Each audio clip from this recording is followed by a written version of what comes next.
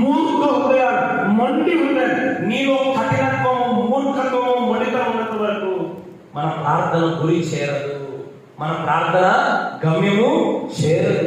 ఒకటి, రెండు విషయాలు చెప్తున్నాను. నీళ్ళ ప్రభావం, ఎక్కువ ప్రార్థన చేసే వాళ్ళు చాలా సున్నితంగా ఉంటారు. ఎట్లుంటారు? మూర్ఖంగా, మొండిగా,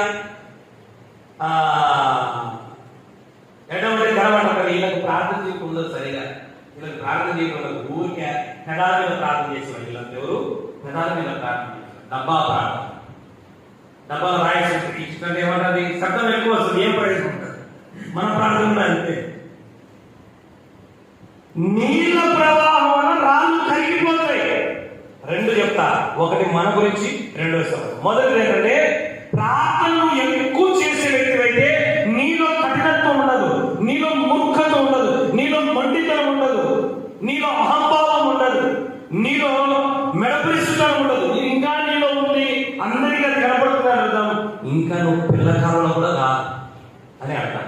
రెండవది, నీ ప్రార్థన ప్రవాహం ఉంటే నీ ఇంట్లో ఉన్న కఠినమైన హృదయం కలిగిన వారు మాంస హృదయాలుగా మారుతాయి. హల్లెలూయా. చాలా మంది ఎవరు మారిన మారదు, ఎవరు మారిన వీళ్ళు మారదు. తప్ప కఠినమైన రాయి మా ఇంట్లో లేదు. మా అమ్మ కార్చిన కన్నీళ్లకు ఈ రాయి మూర్ఖపు, మొండి, అహంభావం, మెడ వేసే ఈ స్వభావం కరిగిపోయింది. దేంతో? కన్నీటి ప్రార్థన ప్రవాహం.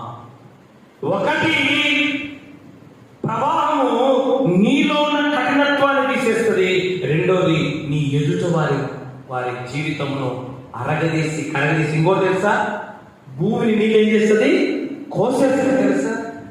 మన జీవితంలో కూడా, మన కుటుంబంలో కూడా ఏవైతే ఉన్నాయో వాటన్నిటిని ప్రార్థన కోసివేస్తుంది, అరగదీసి కరిగేలాగా చేస్తారు.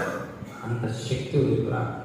నీ జీవితంలో, మన కుటుంబాల్లో, మన బ్రతుకులో ఉన్న కుట్టలాంటి సమస్యలన్నింటినీ ప్రార్థన ఏం చేస్తుంది? అరగదీస్తుంది, కరిగేలాగా చేస్తుంది.